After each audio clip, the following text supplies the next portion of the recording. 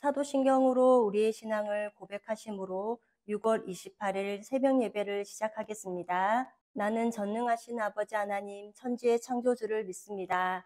나는 그의 유일하신 아들 우리 주 예수 그리스도를 믿습니다. 그는 성령으로 잉태되어 동정녀 마리아에게서 나시고 본디오 빌라도에게 고난을 받아 십자가에 못 박혀 죽으시고 장사된 지 사흘 만에 죽은 자 가운데서 다시 살아나셨으며 하늘에 오르시어 전능하신 아버지 하나님 우편에 앉아 계시다가 거기로부터 살아있는 자와 죽은 자를 심판하러 오십니다. 나는 성령을 믿으며 거룩한 공교회와 성도의 교제와 죄를 용서받는 것과 몸의 부활과 영생을 믿습니다. 아멘. 다 함께 찬송가 413장을 찬송하시겠습니다.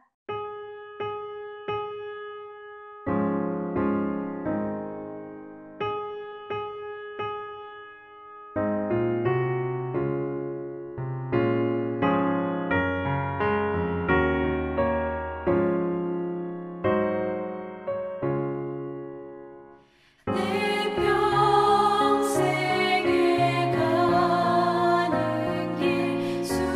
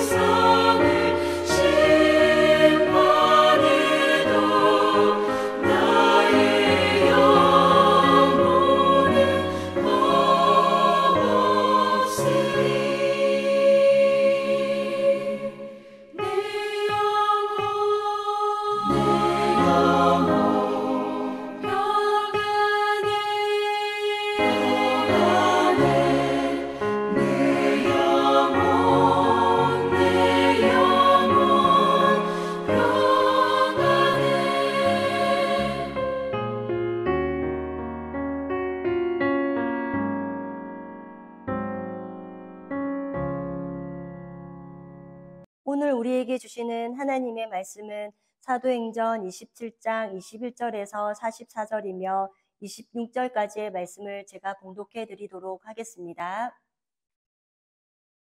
여러 사람이 오래 먹지 못하였음에 바울이 가운데 서서 말하되 여러분이여 내 말을 듣고 글에 대해서 떠나지 아니하여 이 타격과 손상을 면하였더라면 좋을 뻔하였느니라. 내가 너희를 권하노니 이제는 안심하라. 너희 중 아무도 생명에는 아무런 손상이 없겠고 오직 백분이리라. 내가 속한 바 곧 내가 섬기는 하나님의 사자가 어젯밤에 내 곁에 서서 말하되 바울아 두려워하지 말라. 내가 가이사 앞에 서야 하겠고 또 하나님께서 너와 함께 항해하는 자를 다 내게 주셨다 하였으니 그러므로 여러분이여 안심하라. 나는 내게 말씀하신 그대로 되리라고 하나님을 믿노라. 그런즉 우리가 반드시 한 섬에 걸리리라 하더라. 아멘. 오늘 우리가 함께 읽은 사도행전 27장 21절에서 44절까지의 말씀을 살펴보고자 합니다. 사도 바울은 예수님을 만남으로 변화된 삶을 살았습니다. 바울의 변화된 삶이란 하나님께 순종함으로 생명을 다해 복음을 전하는 일이었습니다.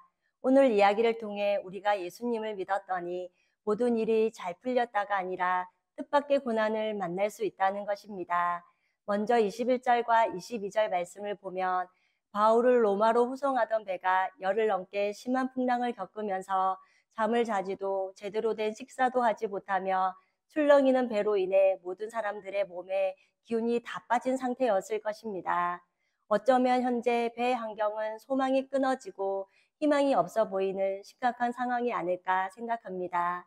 앞서 바울의 만류에도 선장과 선주의 말을 믿은 백부장과 사람들에게 바울은 지금 내 말을 듣고 그레데 미항에서 떠나지 않았더라면 이런 일을 당하지 않았을 텐데 라고 이야기를 시작합니다.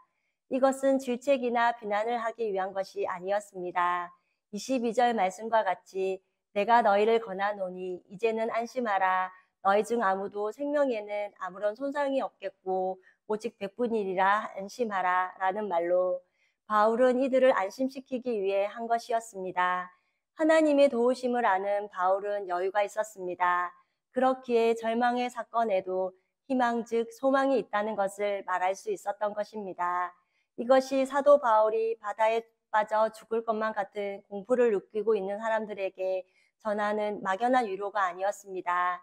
말씀에 의지한 위로였습니다. 죽을 것만 같은데 안심하라는 말의 뒤에는 이제 점점 더 어려움이 올 것이지만 빛이 있다는 것을 이야기하는 것입니다.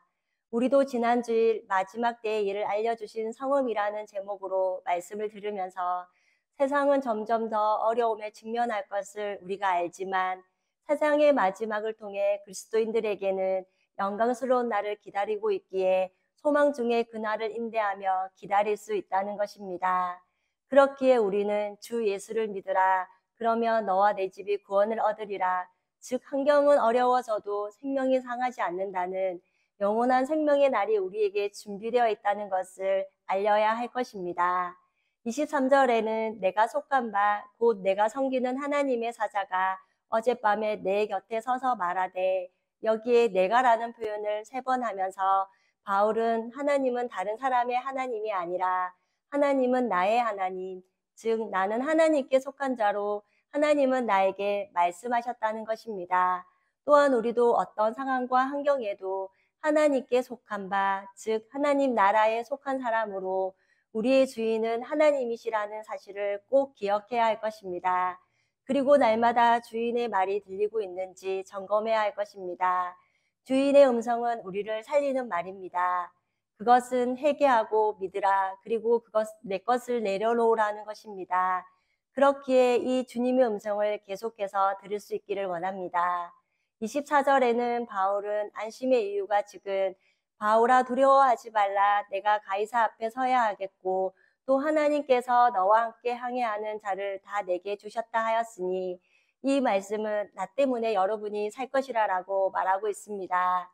바울은 복음 때문에 가이사 앞에 서야 했기 때문에 한 섬에 걸려서 살 것이라는 것입니다. 23절에도 말한 것과 같이 엄청난 풍랑 앞에 바울은 하나님의 음성을 들었습니다. 우리 또한 삶에 있어서 풍랑이 찾아올 때 두려워하지 말라는 주님의 음성을 꼭 들을 수 있기를 소망합니다. 27절부터 37절까지의 말씀은 14일이 되는 날 밤에 아드리아 바다에 이리저리 쫓겨나가다가 고물배 뒤쪽에 단 4개를 내렸습니다. 사공들이 도망가고자 할 때 함께 있으라는 말을 지금 바울이 하고 있습니다. 그리고 이제 점점 날이 새어갑니다. 33절에서 바울은 또한 리더의 역할을 하고 있는 모습을 우리가 볼 수 있습니다. 34절에도 너희 중 머리카락 하나도 잃을 자가 없으리라 라고 하며 바울은 희망을 이야기하고 있습니다. 이 배에 함께 타고 있는 사람들은 죄인과 이방인들이라 거칠고 악한 사람들이었습니다. 그리고 백부장과 군인들이었습니다. 아무리 거칠고 힘이 있는 사람이라 하더라도 모든 사람은 한난 앞에서 두려운 것입니다. 그러나 하나님의 말씀을 들은 바울은 리더 역할을 하며 기도하고 있습니다. 제수인 바울에게 지금 같이 항해하고 있는 모든 사람을 주셨다는 것입니다. 이 말씀을 통해 우리에게도 함께 살아가는 사람들을 우리에게 주신 줄 알고 믿음의 사람으로 주님을 알리는 복음을 또한 잘 전할 수 있기를 원합니다. 그럴 때 우리에게 준비된 영혼을 만나게 하실 줄 믿습니다. 35절 말씀을 보면 바울이 떡을 가져다가 모든 사람 앞에서 하나님께 축사하고 떼어 먹기를 시작하매 36절 그들도 다 안심하고 받아 먹으니라 라고 합니다. 바울이 하나님의 이름으로 축사할 때 지금 불평이라 원망하는 사람은 한 명도 없습니다. 이렇게 바울의 첫 번째 권면은 하나님이 함께 하시니 두려워하지 말라. 두 번째 권면은 도망가지 말고 함께 하나가 되자. 그리고 세 번째 권면은 걱정하지 말고 먹자는 것입니다. 그 다음 37절은 배에 있는 우리의 수는 전부 276명이더라 라고 말씀하고 있습니다. 이것은 예수의 생명을 가진 바울을 만났더니 모두가 살아나는 놀라운 일이 일어난 것입니다. 39절부터 44절까지는 14일이라는 시간이 지나 날이 새웠습니다. 40절에는 닷을 끊어 바다에 버리라 라고 말씀합니다. 닷이 없으면 배를 정막할 수 없습니다. 배를 포기하겠다는 것입니다. 이것은 온전히 하나님만을 의지하고 믿기로 결단한 것입니다. 베드로전서 1장 5절 말씀을 보면 너희는 말세에 나타내기로 예비하신 구원을 얻기 위하여 믿음으로 말미암아 하나님의 능력으로 보호하심을 받으니라. 이 말씀과 같이 믿음 외에는 구원의 길이 없다는 것입니다. 44절 마침내 그 남은 사람들은 널조각 혹은 배 물건에 의지하여 나가게 하니 마침내 사람들이 다 상륙하여 구조되니라. 이것은 심판의 사건이 구원의 사건으로 바뀌었습니다. 구원의 복음을 받아들이고 온전히 하나님만 의지하고 붙들 때 심판받을 수밖에 없는 인생이 구원의 사건으로 변화되어지는 역사가 일어난 것입니다. 끝으로 앞서 22절 말씀에서 한 것과 같이 사람이 다 구조되고 배는 부서졌습니다. 구원은 배에 있는 것이 아니라 어쩌면 배는 부서질 수 있지만 생명은 상할 수 없습니다. 죽을 것 같지만 죽지 않는 삶, 이것이 구원받은 하나님의 백성들의 삶이라고 생각합니다. 그러므로 오늘도 우리는 하나님께 속한 사람으로 하나님을 섬기며 하나님이 하신 일과 하나님이 앞으로 하실 일을 말씀에 의지하여 잘 전할 수 있기를 원합니다.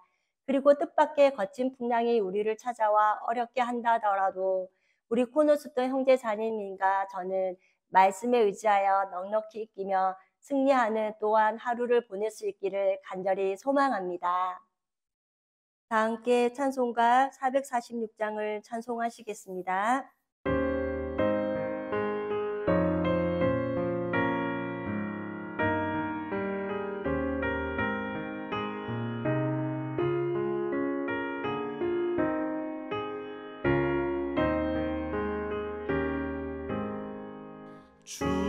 충성 외에는 참 기쁨 없도다. 날 사랑하신 주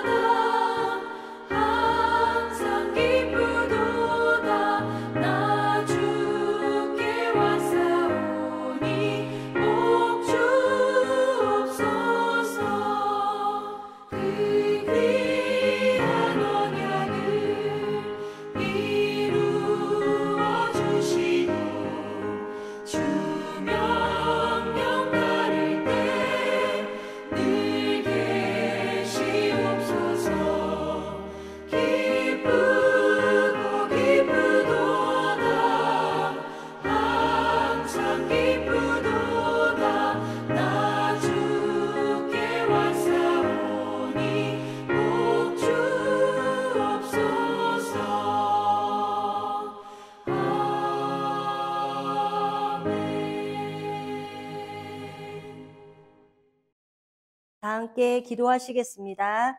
사랑의 하나님, 오늘도 하루를 시작하기 전 하나님의 말씀 앞에 서게 하신 은혜를 감사드립니다. 계속해서 사도행전 말씀을 읽으면서 하나님이 하신 일과 하나님의 역사가 어떻게 일어났는지 말씀을 통해 알게 해주셔서 감사합니다. 예기치 못한 뜻밖의 위기 앞에 환경이 바뀌는 것을 구하는 자가 아닌 생명의 말씀을 붙들고 하나님의 뜻과 계획 그리고 사랑을 기억하며 말씀을 의지하는 삶을 살아갈 수 있기를 원합니다.